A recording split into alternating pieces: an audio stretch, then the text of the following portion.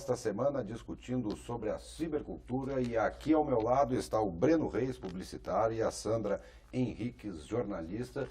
Vocês estão fazendo pesquisas, né, a respeito deste assunto, estão ainda numa fase de conclusão de doutorado. Isso. Né? E da onde surgiu essa vontade ou essa ideia de pesquisar sobre a internet, podemos dizer assim, ou sobre a cibercultura em geral, que é o trabalho de vocês?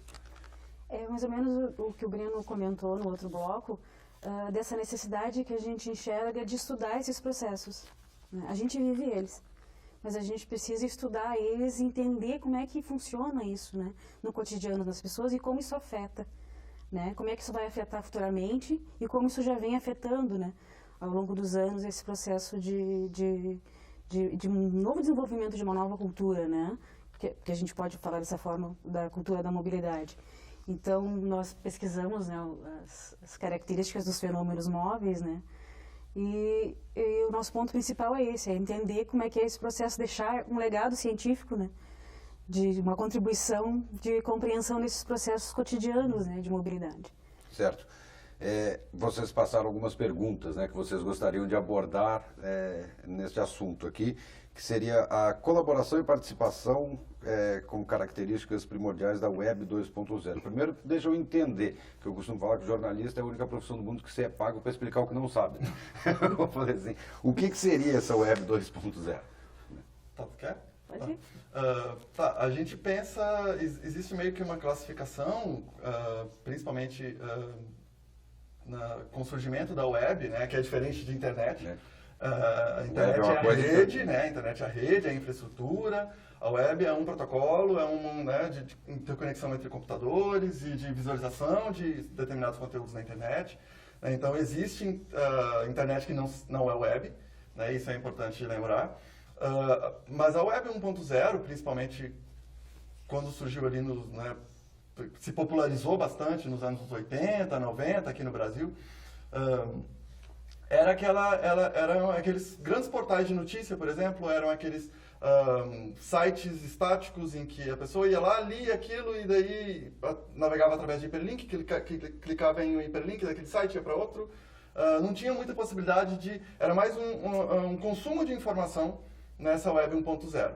Né? Na Web 2.0, que surge principalmente a partir dos anos 2000 ali, nessa virada, a gente percebe que além das pessoas acessarem informação, elas começam a produzir informação, né? Seja em blog, seja em fotolog na época, né?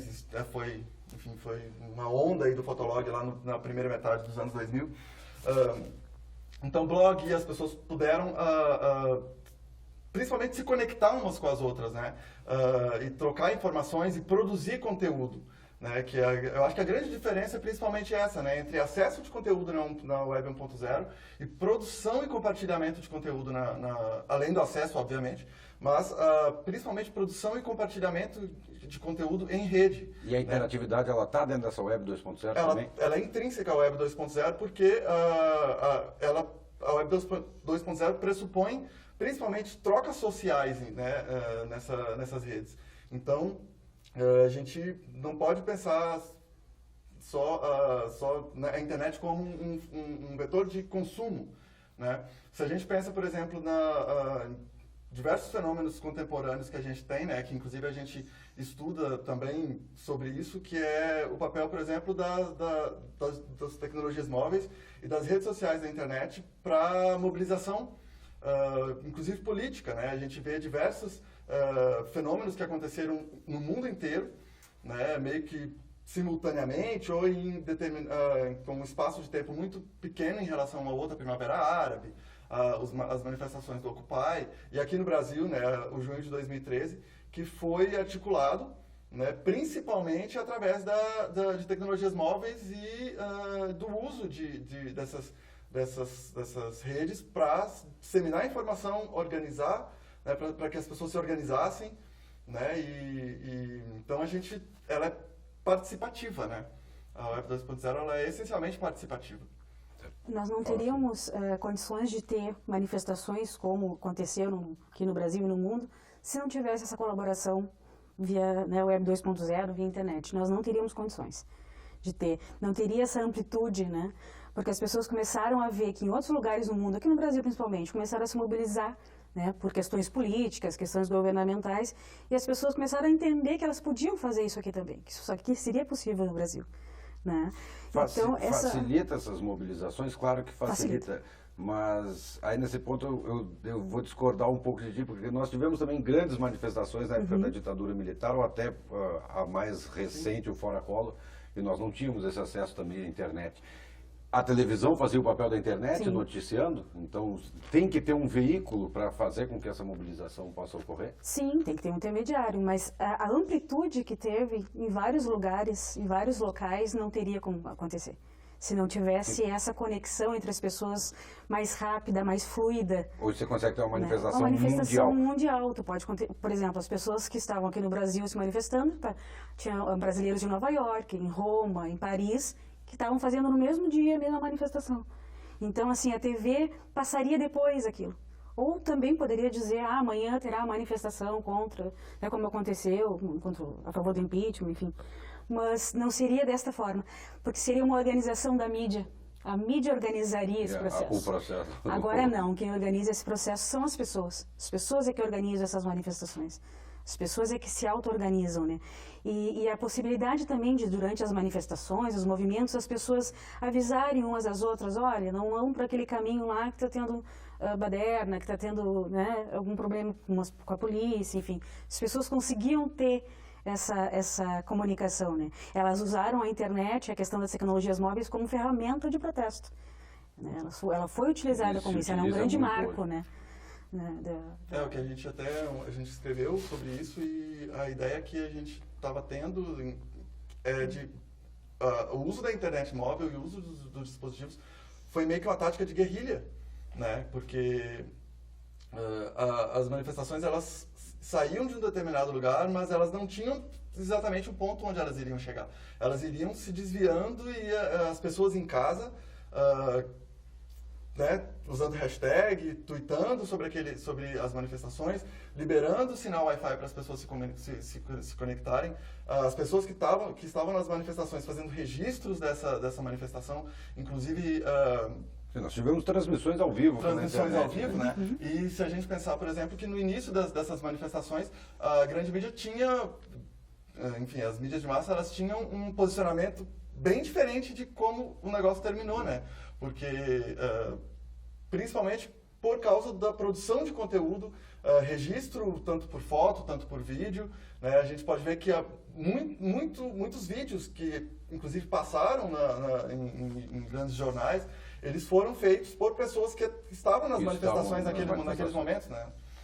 Registrando seja violência policial, seja problemas de quebra-quebra ali entre uma própria parcela dos manifestantes que estavam, enfim, mais exaltados e que estavam com uma postura um pouco mais violenta, mas que o paradigma mudou aí, né? Então, eu acho que é importante a gente ressaltar o papel dessas tecnologias, principalmente nessa levada de levantes populares que aconteceram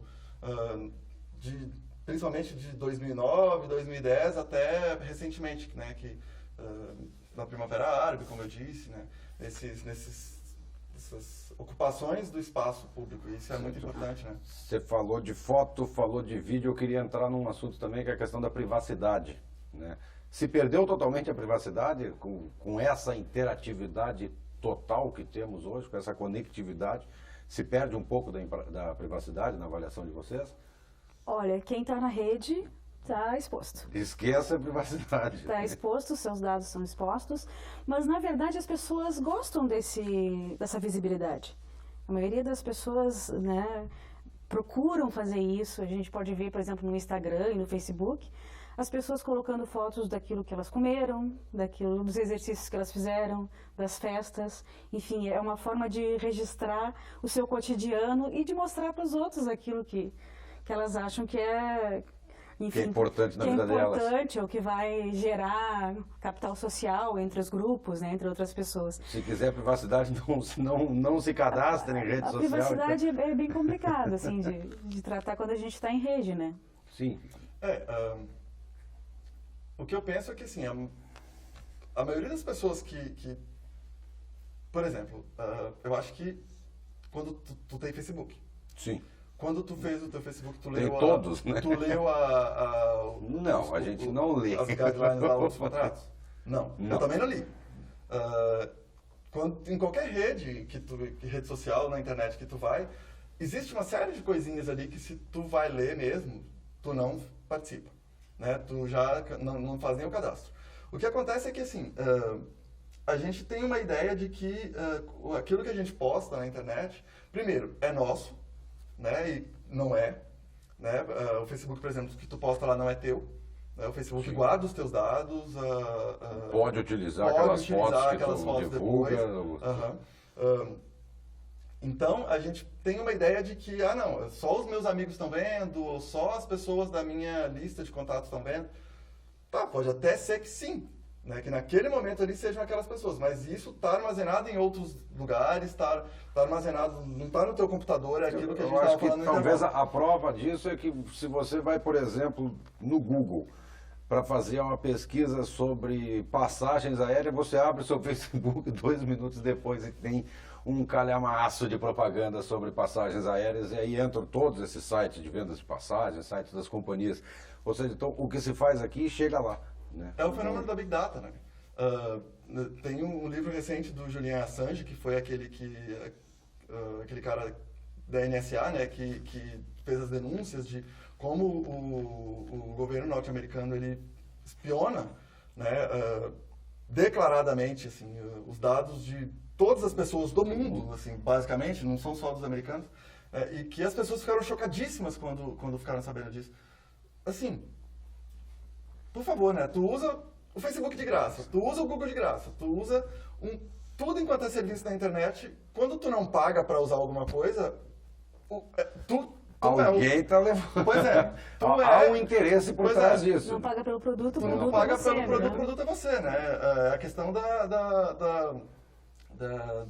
capital cognitivo, né? Dessas redes, assim. O Google sabe tudo que tu faz. Por exemplo, o que a gente estava conversando antes de vir para cá. Provavelmente não, muito certamente o Google sabe que nesse momento eu estou aqui na Fevale dando essa entrevista. Porque... Se tu postou na rede em algum Não, lugar... porque, por exemplo, o meu celular ele tem um GPS que está conectado o tempo inteiro. Ele tá conectado em rede, se não Wi-Fi 3G ou 4G. Eu uso o Gmail no meu telefone celular, por exemplo. Então, a gente combinou essa entrevista por e-mail. Então, o Google sabe que tal hora, tal dia, vai e lá. aí, sim, através de, se tu rastrear o meu GPS, sabe que eu estou aqui nesse momento e quando é que eu vou para casa, que horário eu vou para casa. Né? Se tu pega dentro do teu perfil do Google, por exemplo, né? Não estou aqui querendo satanizar o Google. Né? Sim. Mas se tu pega, por exemplo, no teu perfil do Google, tu consegue ver os locais onde tu esteve, tal dia, tal hora, exatamente os trajetos que tu fez. Enfim, desde que tu utilize qualquer serviço do Google no teu telefone celular.